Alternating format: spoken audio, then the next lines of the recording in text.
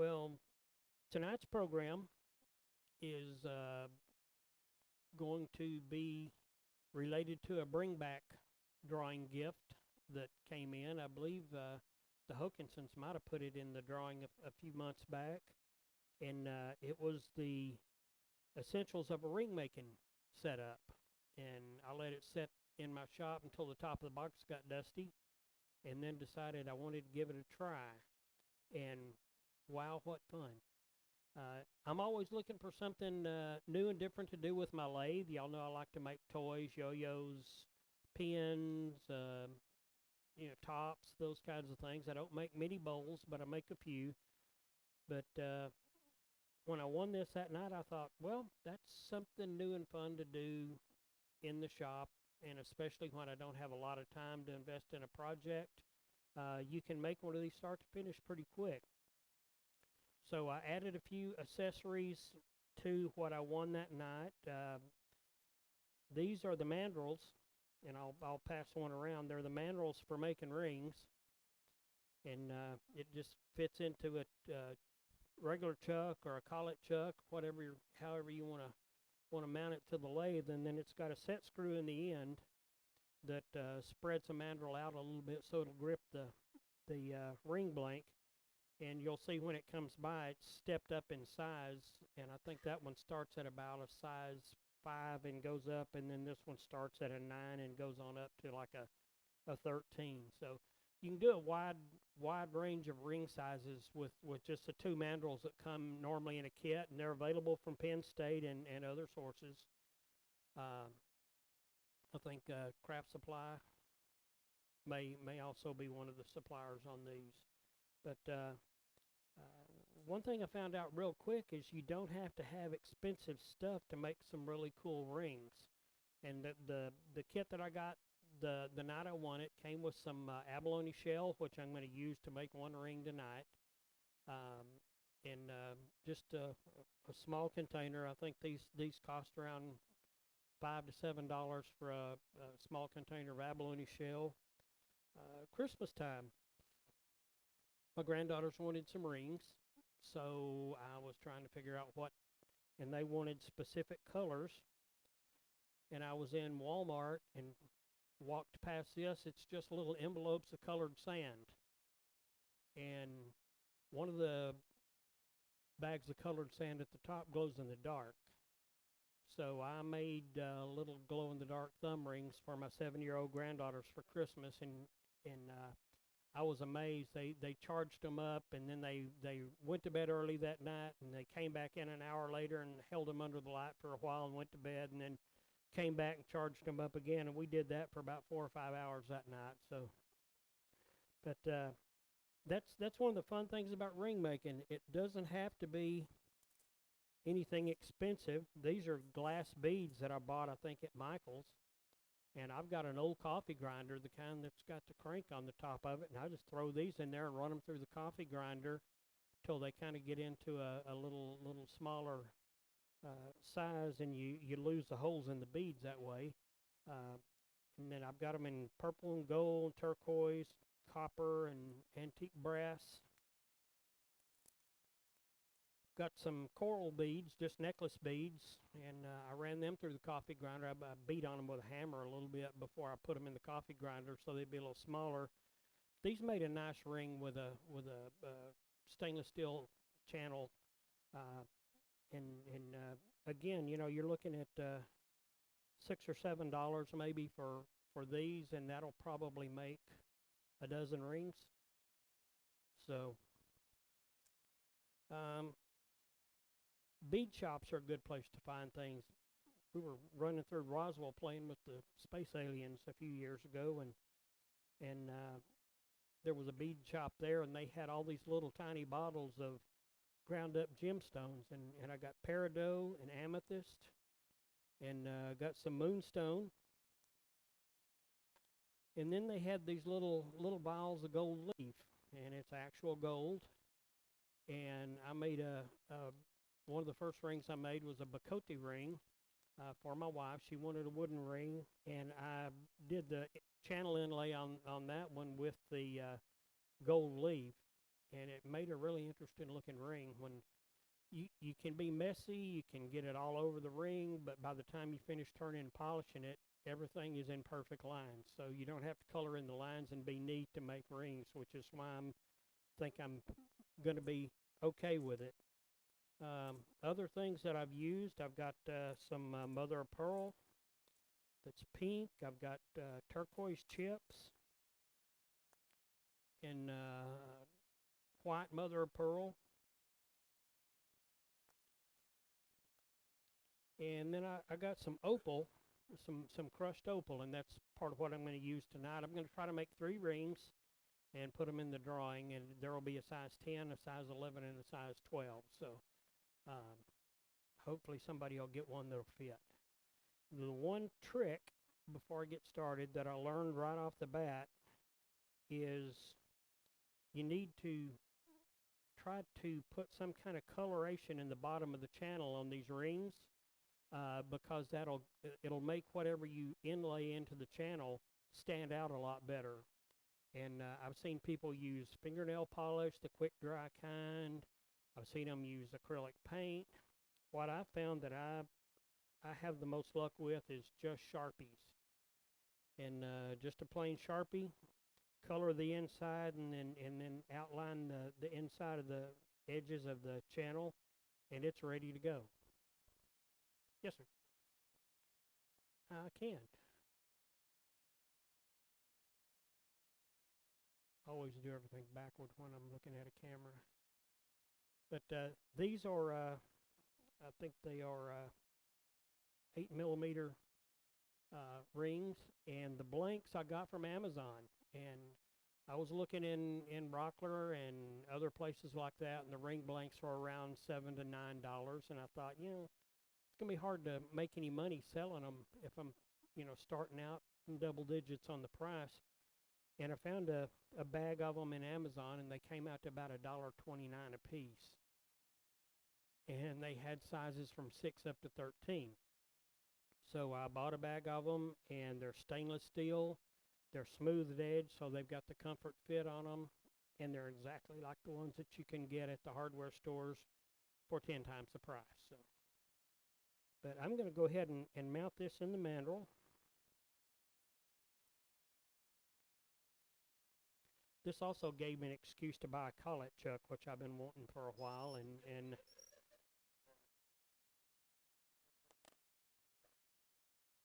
there we go. And this just slides on there until you get to the graduation that fits your ring blank, and then snug it up. And going to start with just some glue boost, and I think I'm going to use abalone on this one.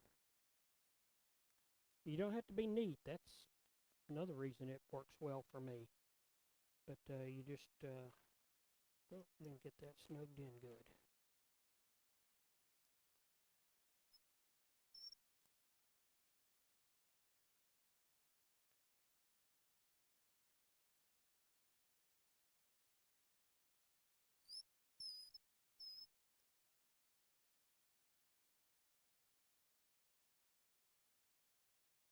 There we go. Got it snug now. But like I say, you don't have to be messy. You just drop in. And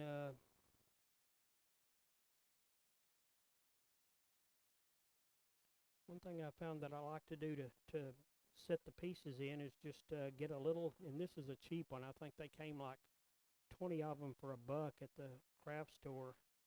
But you just grab it, drop it in there.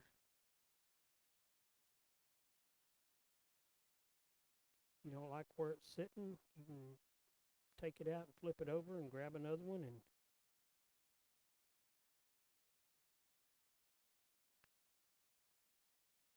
I'm very left-handed, but for some reason I seem to have more luck putting them in with my right hand. And again, I'm just using the same glue boost that I used to finish my pens. And I tried a couple of other glues, and one of the things I found out is you do get some bloom with some of the accelerators.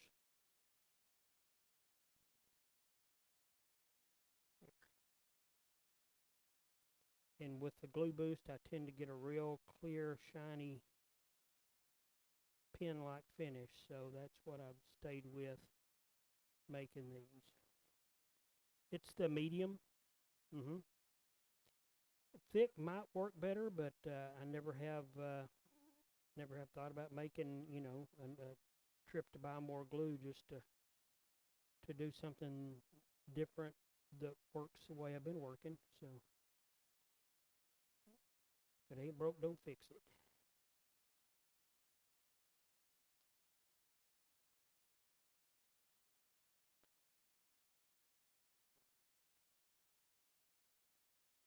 It's glue boost medium.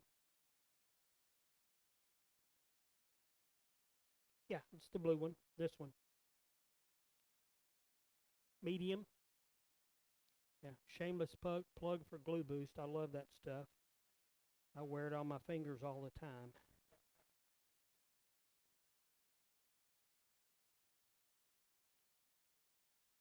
You get started on one of these things and you think, man, it's going to take forever to get all these little stones set and channeled in. And then the next thing you know, you're running into where you started at the other end. So, yeah, I just dip the tip of the brush in the channel, and it'll pick up the shell, and then it'll let go of it when you drop it back in there. I will go back and backfill it with the CA glue once I.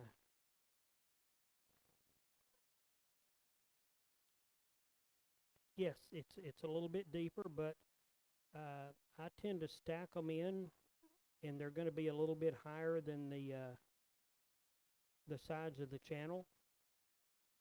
And the neat thing about this is it doesn't matter, because here in a minute we're going to I'm going to take this out, and I'll just walk it around, but you can see they're just kind of clustered in.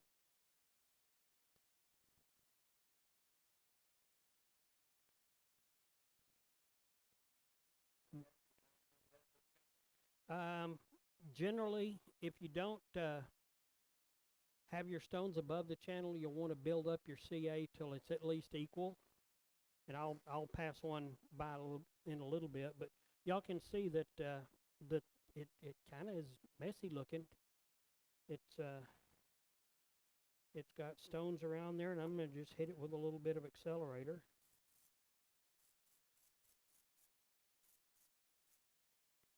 Actually, for accelerator, that's a lot. And while that's drying, I'm going to go ahead and put my shells back in the little container. And as you can see, it doesn't take many to make a ring.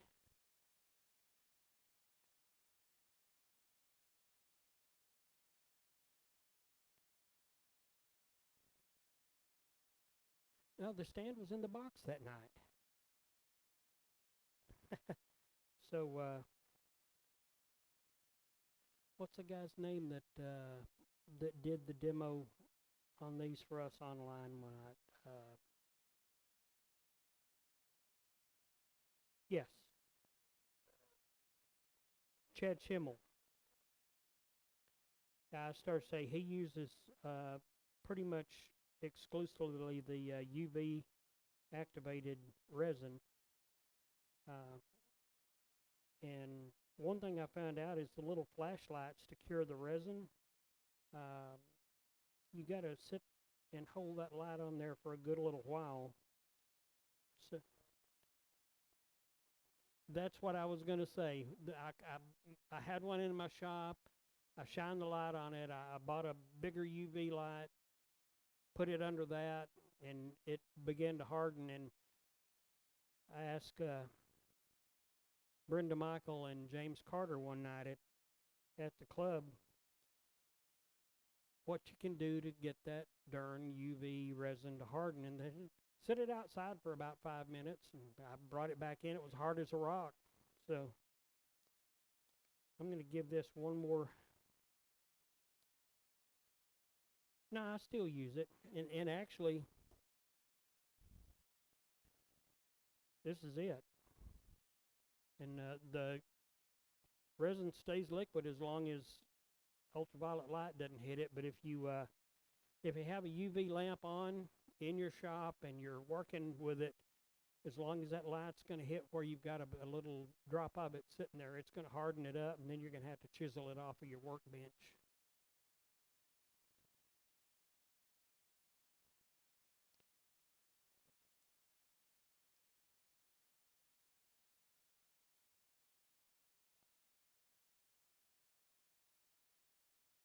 Like I said, though, you don't have to be neat with this stuff.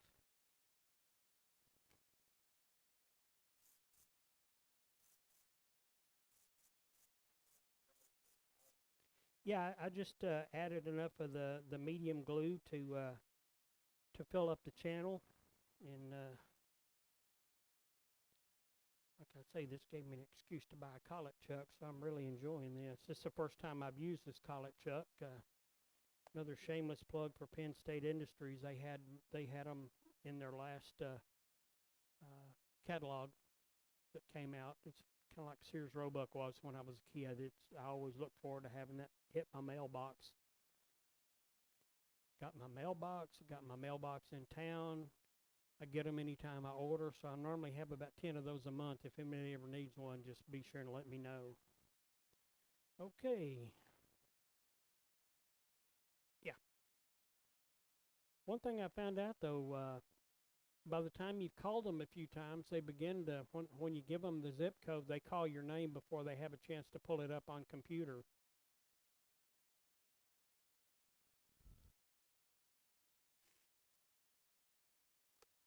I'm just using micro mesh to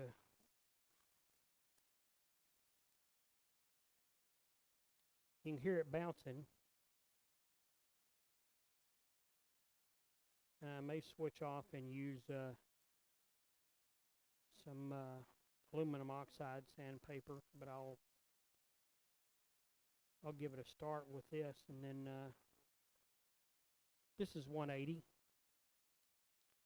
I take it through the grits just like I would a pen, and you can see it starts getting kind of a cloudy look, but once you wipe the dust off, it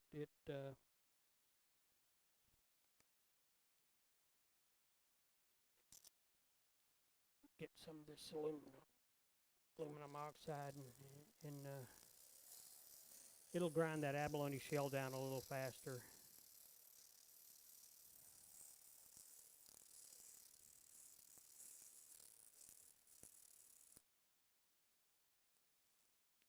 One thing I always do too is I sand the outside edges of the ring a little bit just to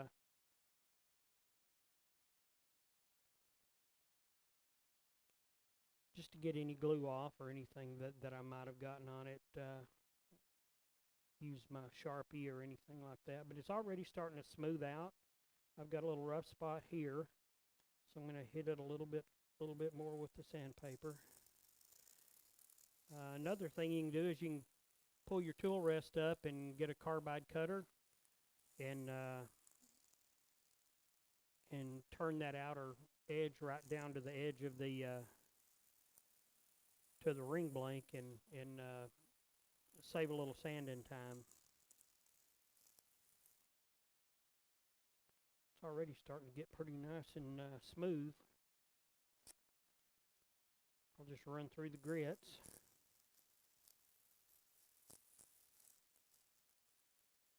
And I'm already starting to get a little bit of graying on the sandpaper, which means I'm getting down to the ring itself.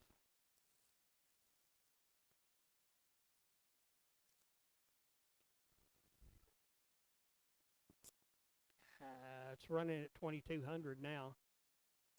I probably should slow it down a mite, but drop it to about 1650.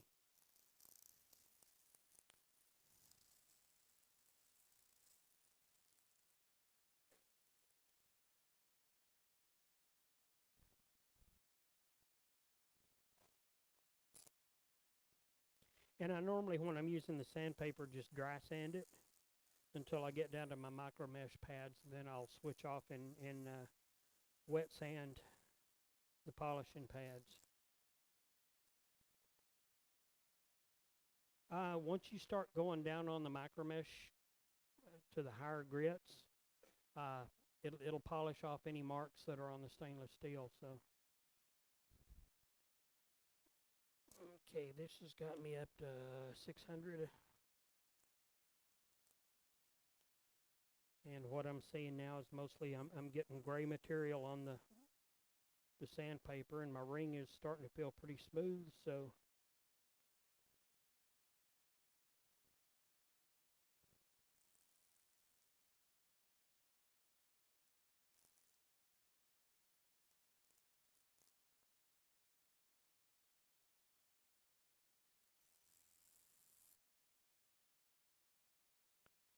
this was one of the impulse buy items at Woodcraft the other day. This little tray for the micro mesh. I think they had them on their catalog sale for about $9.99 a piece, and it sure is nice to have the little tray for the water right there handy. Just makes the wet sanding part of it go a lot smoother.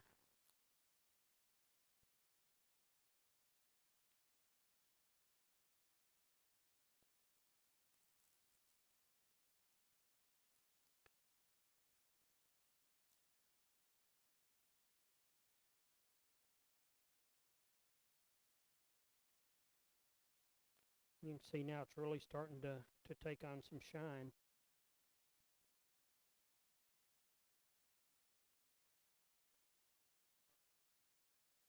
Now these are solid channel. I haven't bought any of the ones that separate yet. Uh, I'm looking for a good supplier that's not quite so expensive on them. Patrick Adair Supplies. Thank you. Good to know. Um, the neat thing about that, you can take your cutoffs from turning, you know, according to the size, you know, an inch or down to the smaller sizes. You can cut them and snap the blank in once you get it turned down to the diameter or the width of the channel in the snap rings, and snap a piece of wood in, turn it around, and you've got a beautiful wood inlay that's solid instead of being wet and wrapped around like a lot of them are, and they're a lot more durable.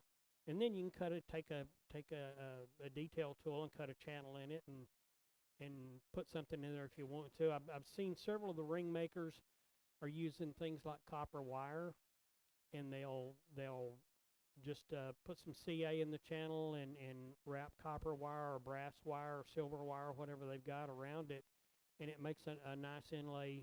You know, the silver ones I've seen, and I'm going to pass this one around.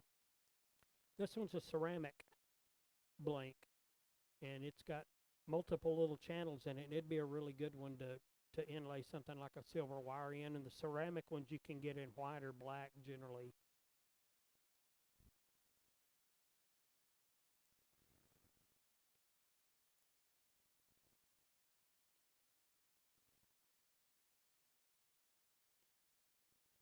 One of these days in my wood turning shop, I'm going to actually turn some wood.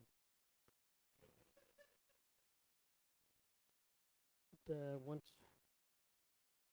I'm standing on a new set of wheels, I think it'll be easier to justify the longer time it takes to turn bolts. But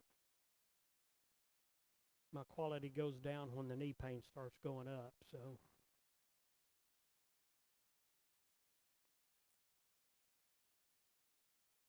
And this part is just like turning pins. It's CA with something inside it. So it's basically loaded with acrylic and then polished down.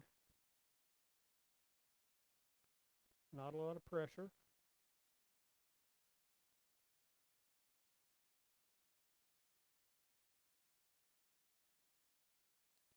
On the abalone shell, I really like to use black Sharpie because it really does make the abalone shell that's inlaid just shows up a lot better.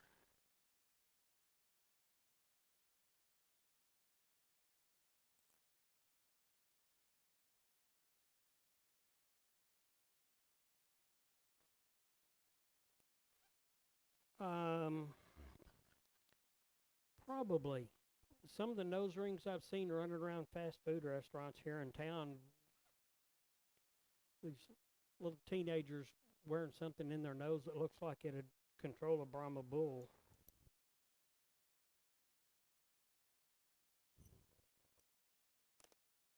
Mm,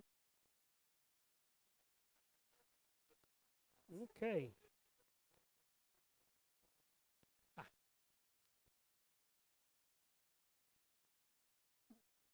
a little bit higher. Where are we? There we are. They do. They shine up just beautifully, and that's crunched up seashells. But you'll see on this that the scratch marks as you're turning it do shine off pretty quick. This one is going to take on a little different. That one's a size 12.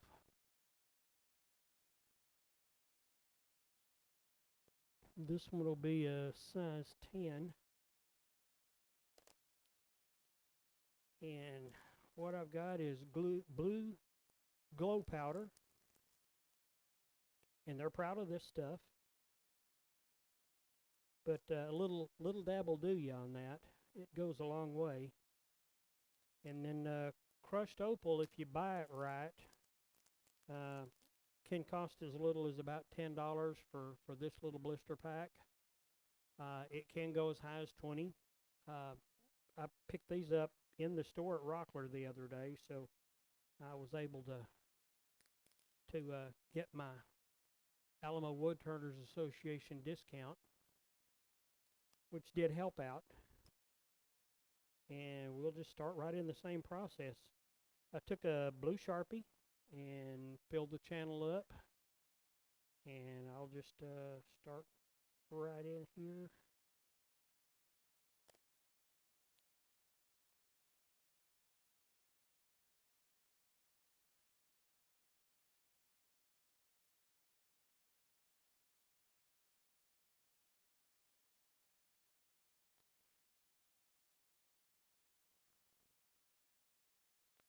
One of the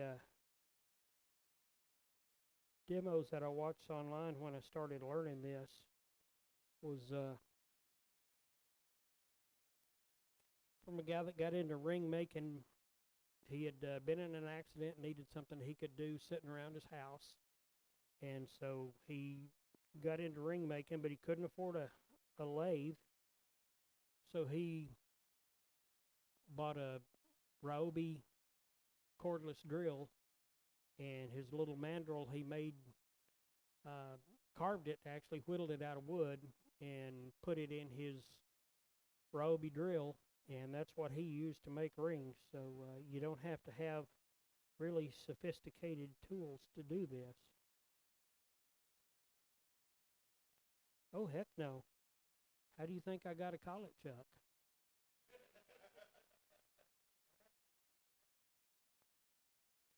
I really can't say anything because anytime my wife goes to the wood turning stores with me, I end up spending about twice what I do when I go in by myself.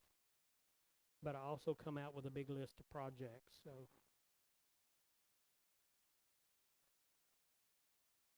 it's they call it glow powder, and it's like luminous watch face, and I'm just brushing it on. It'll with opal, this glow in the dark powder stuff kind of gets in. You know, opal kind of iridesces, and when you put the glow powder in with it, the ring will iridesce even more.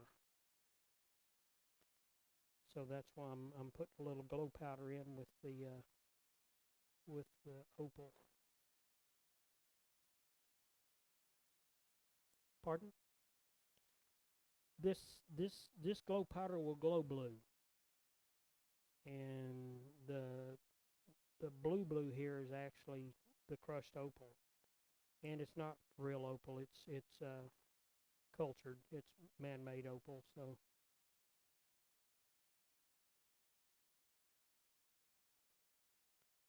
kind of blend it in.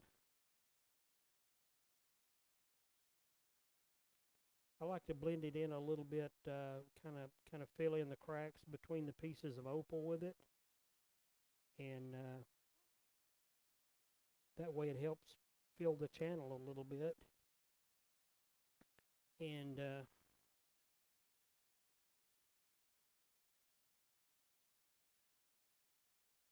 it gives that iridescent look, you know, through the depth of the ring. So, and again, you don't have to be that neat with this stuff. You just kind of get it in there.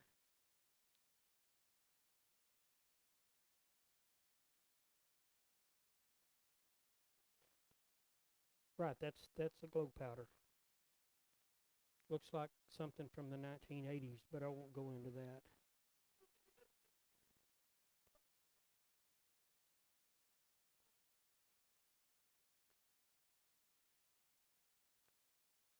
I was a country boy. We were never exposed to things like that. I didn't move to the city till that passing fad was already gone. One thing about this man-made opal is it has a lot of iridescence to it. So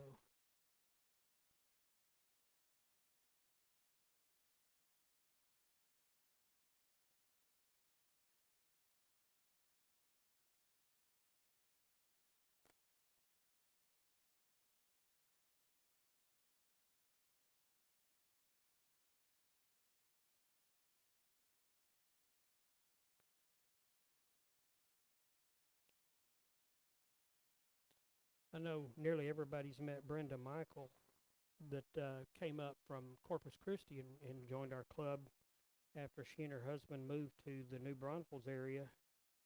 And my next door neighbors came walking over to me after she had been to her first meeting, and they said, "Hey, we met one of your wood turners," and they had wanted to have a set of matched rings, and they met her at a craft fair, and she ended up making a set of matched rings for my next door neighbors, which was kind of makes you realize it's a small world sometimes.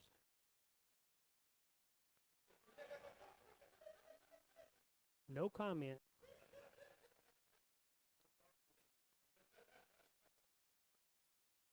Okay, I'm going to pour a little thin CA in here,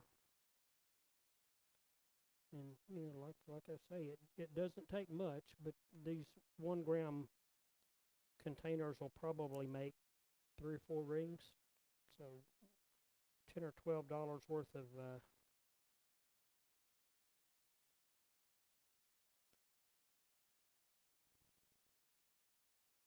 of materials isn't bad. You can probably sell these rings for from $35 to $50.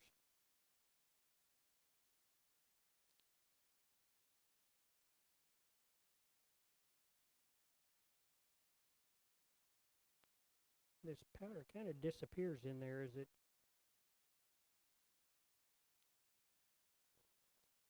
Yeah, that's the glow powder, and I'll put the lid on this, and then I'll pass them around where you can see what I'm working with.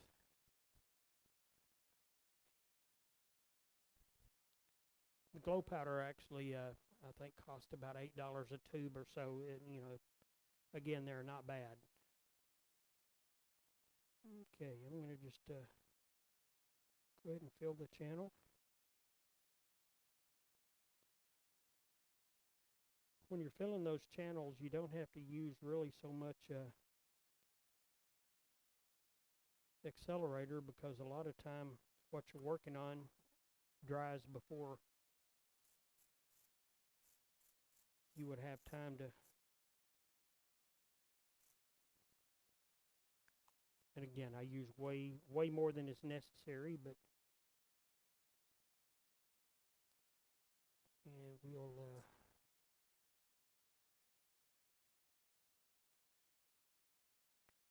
start just like we did on the last one. Probably ought to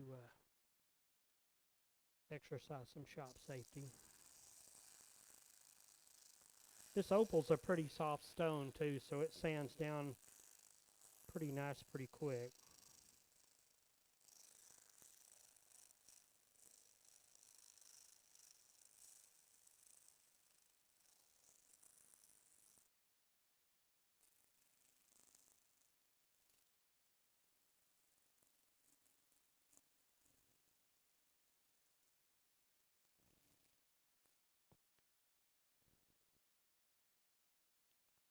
Yeah, we're going. Do we have a tool rest?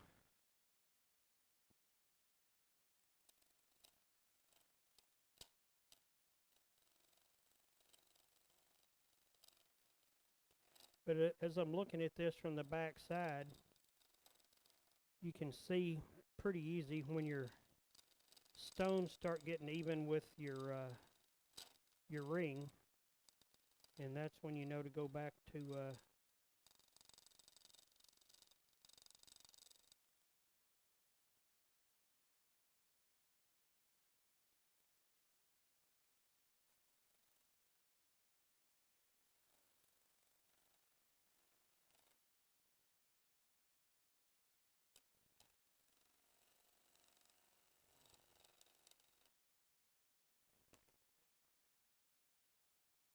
it's regular. I hadn't found any negative rakes for these tiny tools yet, but I know they're out there.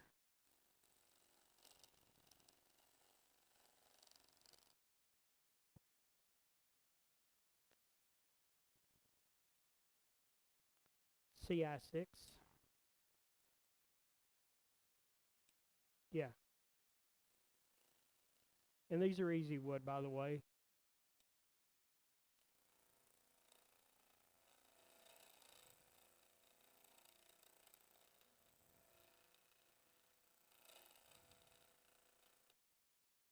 Okay.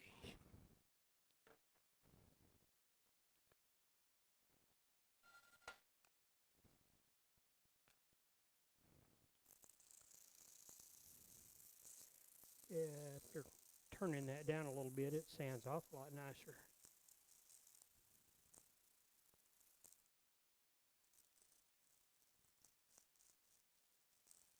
Again, this part's just like pen making.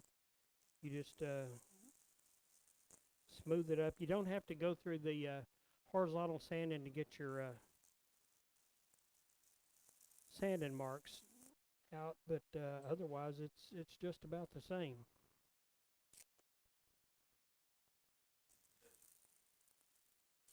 And I'm going to dip these a little bit.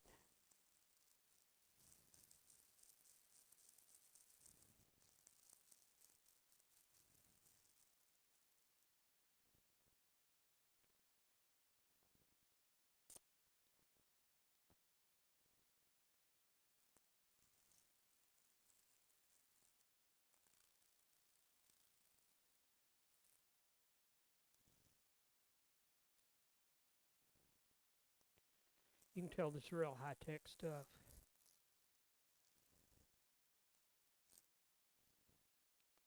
Yeah, that's kind of a fun thing to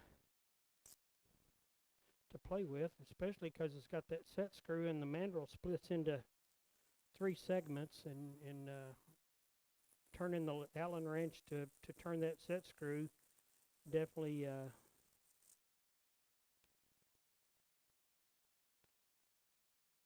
definitely tightens it up into the ring blank. One thing I did learn real quick on Bacote is it is very brittle.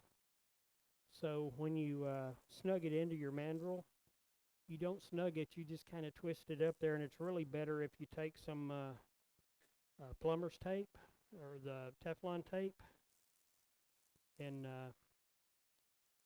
wrap that around your mandrel 4 or 5 times so it's got a little bit of cushion and it tends to break less.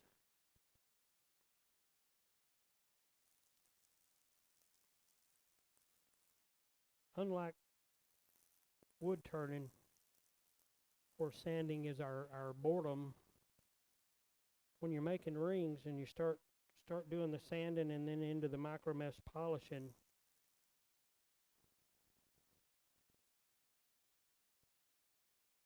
come on. When you start doing the polishing, you really start seeing some shine.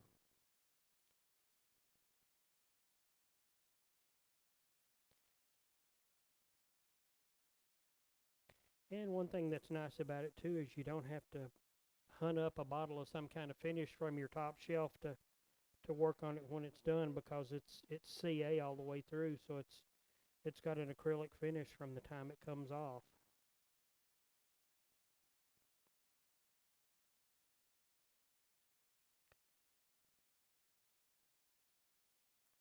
This is a little softer than the abalone shell was, so it takes a lot less polishing to get it where you want it.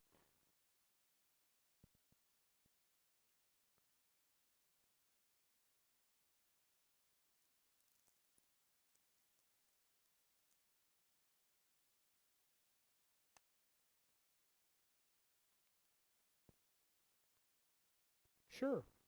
Even Yorkshire grit, and put the wax on over it just to add a little shine.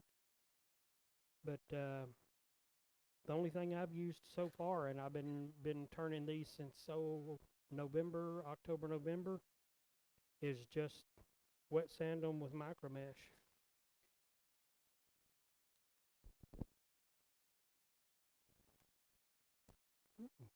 It's kind of pretty. There is a little spot right here, and if I can snag my opal back, he brought me some label cast pen blanks tonight from New Mexico State University, where I went many moons ago, and found out that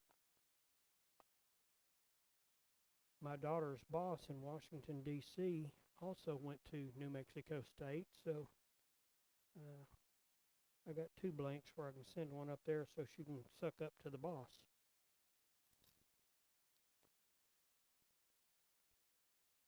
Sometimes it helps to be noticed. She's not government like me, so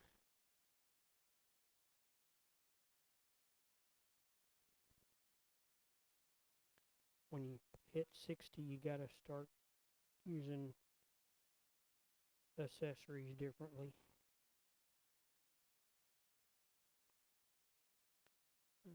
One other little hole there.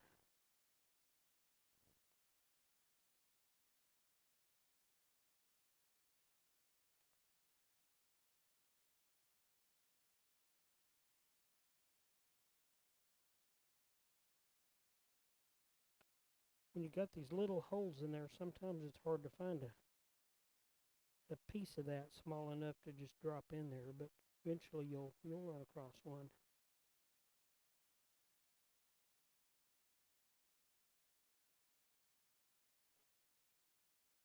Yeah, you can, and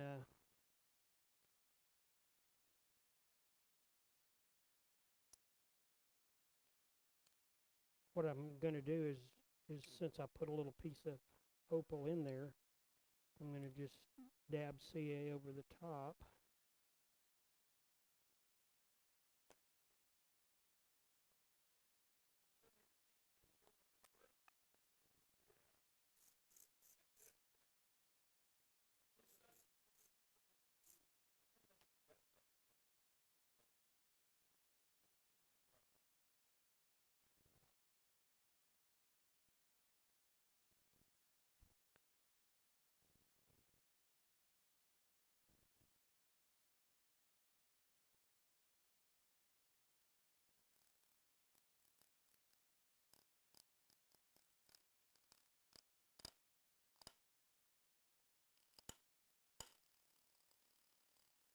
Probably just knock that piece that I added in there out, but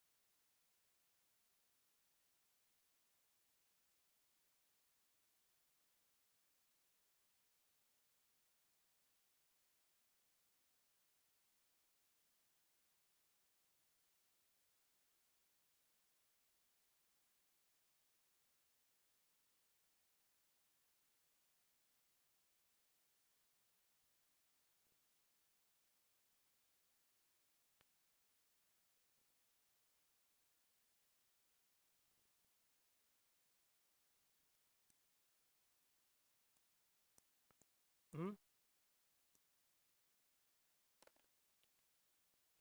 The sticks, I got them at Rockler. I believe I did. Yeah.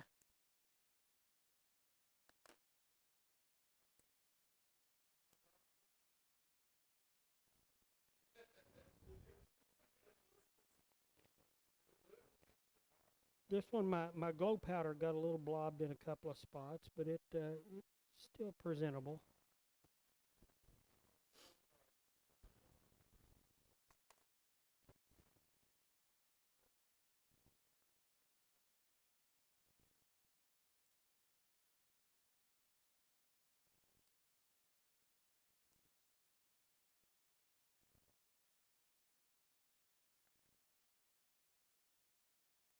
How are we on time? Oh, we're in good shape.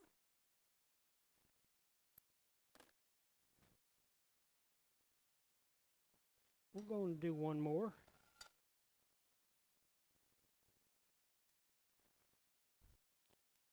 Get adventurous. We'll use gold. And that one.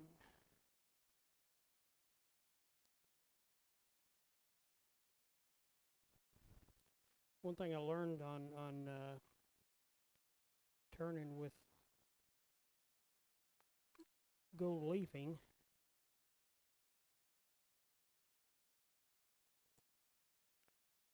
is I want to get a little CA in my channel first and set it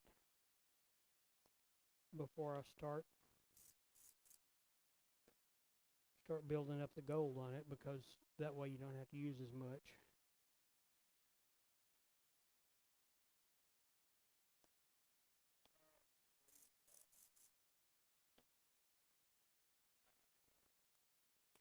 Uh, Actually, I used a green one on this, but something, yeah, yeah, and I use the good stuff. You 10 for $10 or so. Okay.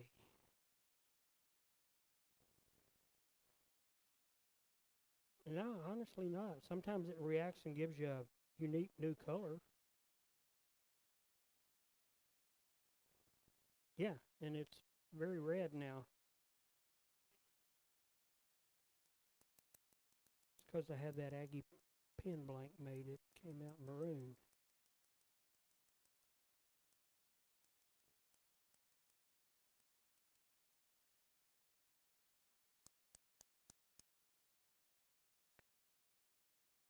This stuff's a little fickle to come out of the bottle sometimes.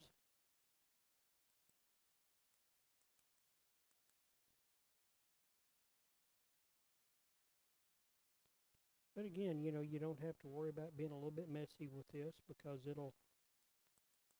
if you put something underneath you, it'll catch it.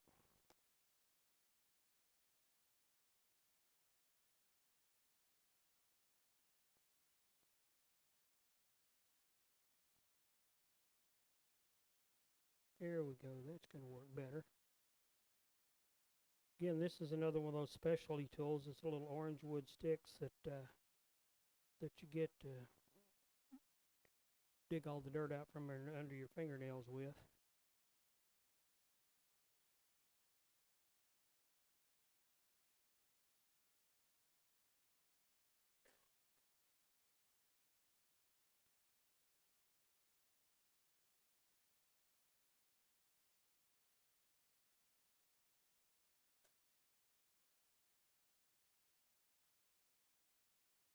These little vials, by the way, I think I paid $3 a piece for them, so it's definitely not a high quality gold.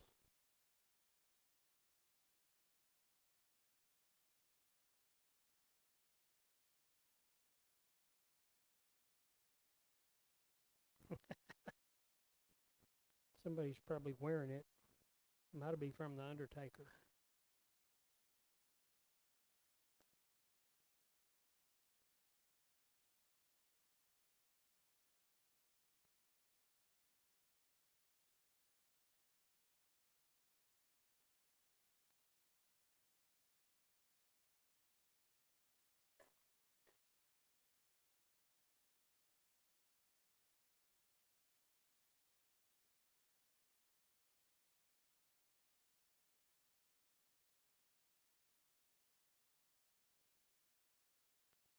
Yeah, as long as it comes out of the bottle, that's the main thing because it's all falling, most of it falling down on my little tray. So I'll retrieve it.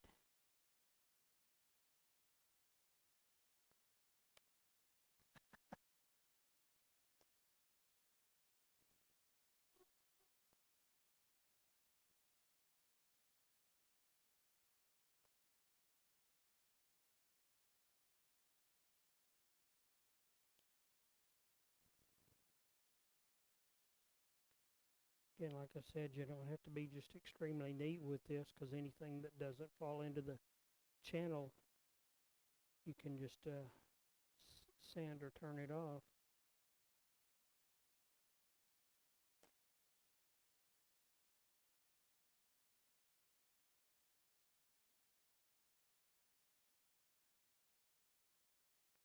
A little bit more, and we'll be done.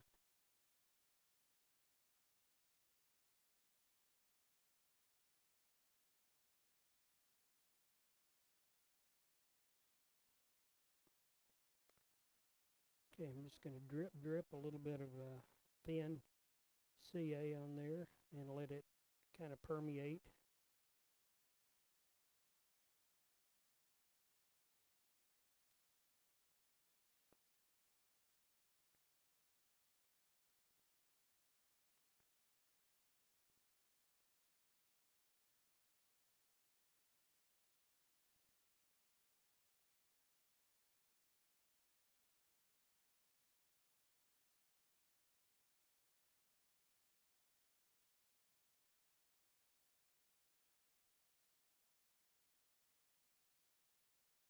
Here we go.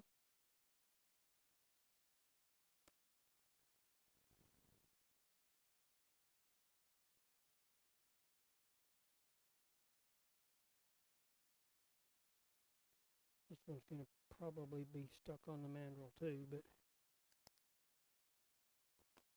that's what makes it fun.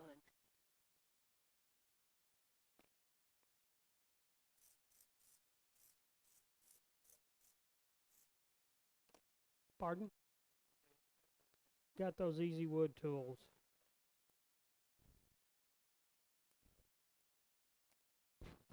I do have acetone in my box, so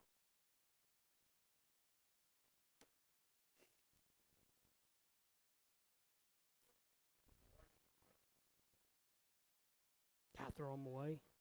Yeah, when they're the kind that you get for your grandkids to finger paint with or paint in their coloring books. Not a big concern.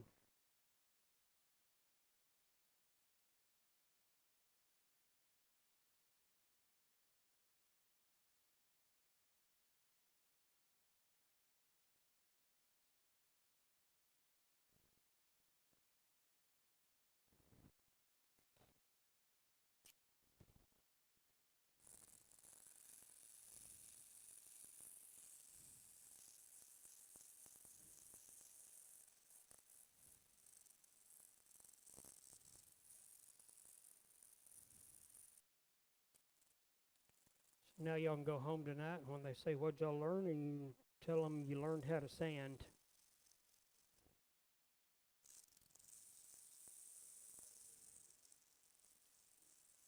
Then if you want to spend a couple extra hours in your shop, you just tell your other half that you're really working on perfecting those sanding techniques.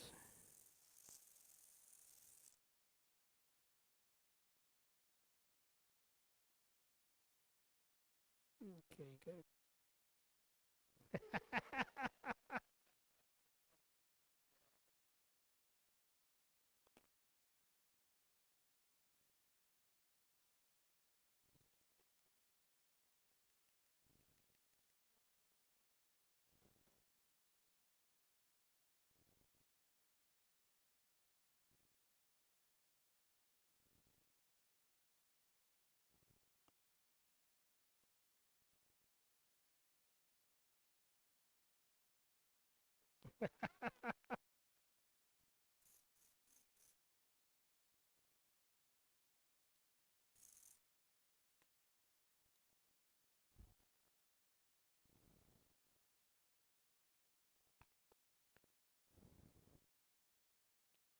Get my hammer back over here.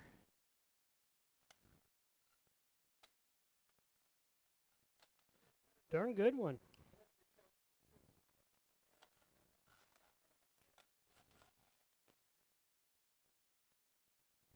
It's a wooden mallet.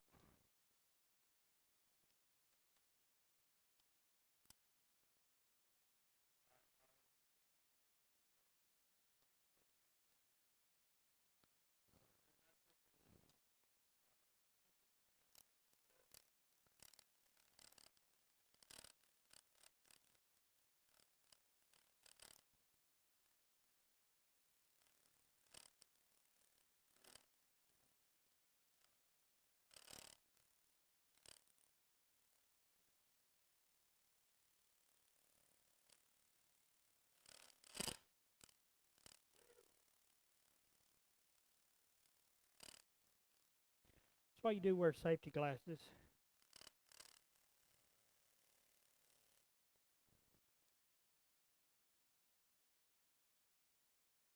Yep. This one's going to have some red showing through, but I think I'm going to leave it just for some interest.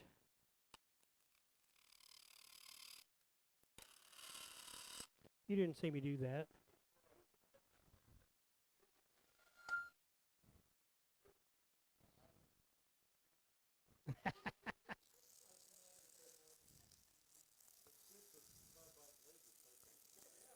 Yeah, it's replaceable.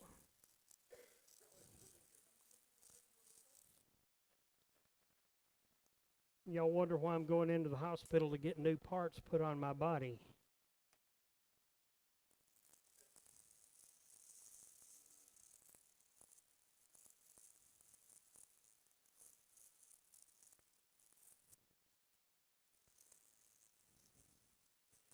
True to form, I think the first one I did tonight's going to be my best one, but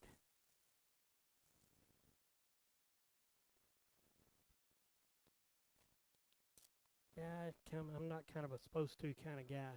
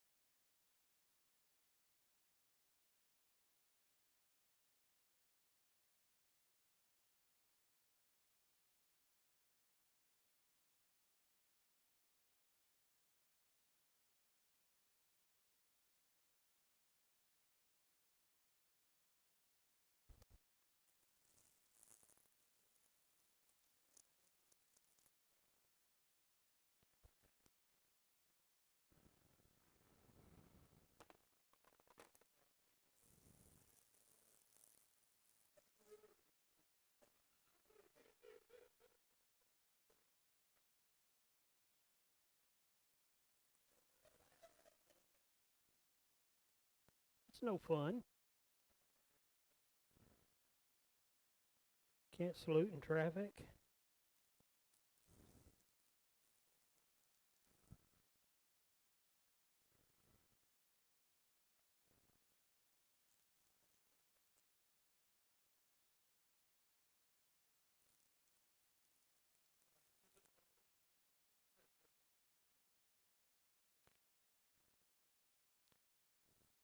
The only bad thing about these little trays for your micro mesh pads is they don't give you a lot of wiggle room to get them back in when they get wet and start expanding.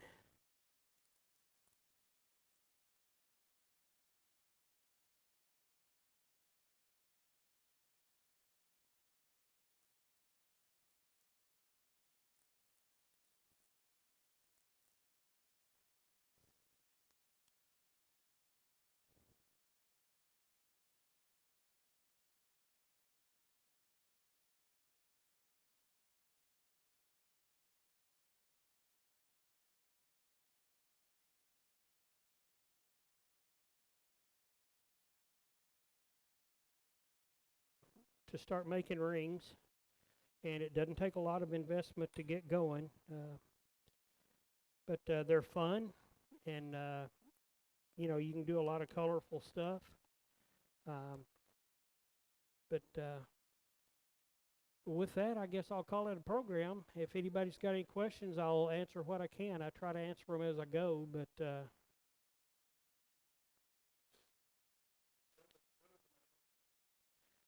the mandrels, I got two of them in a set, and I think they were about $45 in that range. This stuff is not expensive to get into, and if you got somebody that's wanting to pick up a hobby, and you can definitely turn some rings that people will buy. Uh, you can carry them in your pocket and take one out and wear it around for a few minutes, and somebody will say, "Hey, that's a nice ring. Yeah, here, I'll give it to you for $30." And that way you don't have to pay for a booth at the trade show. But again, I do most of my stuff just for fun. I make toys, make rings, make pins. Don't make many bowls, but I just have a good time in my shop. And one of these days I'm going to take the time to get better at it. But in the meantime, I'll just have lots of fun.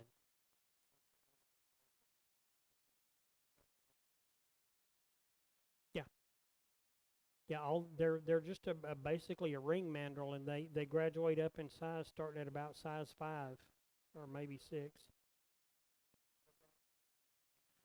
Uh, the mandrels I got from Penn State. The ring blanks I got from Amazon. Uh, these I got from the Penn Turner's Christmas party. I won these in the prize drawing. So, uh, and again, these I got at a bead store, and that's peridot and amethyst. So, yeah, I'll have to grind it down a little bit, but mother of pearl's pretty soft. And I think when I use this white mother of pearl, I'm going to get uh, probably a titanium or a black ceramic ring blank, so it'll have a good contrasting color. And same thing on the pink. I think that would look pretty cool on a black ring blank. Well, thanks again, everybody, for letting me stand up here in front and take up a little time. And the two rings I didn't break are going into the bring back for tonight. So I'll set them over on the table. One is a size 10, and one is a no one. Yeah, one's a 10 and one's a 12.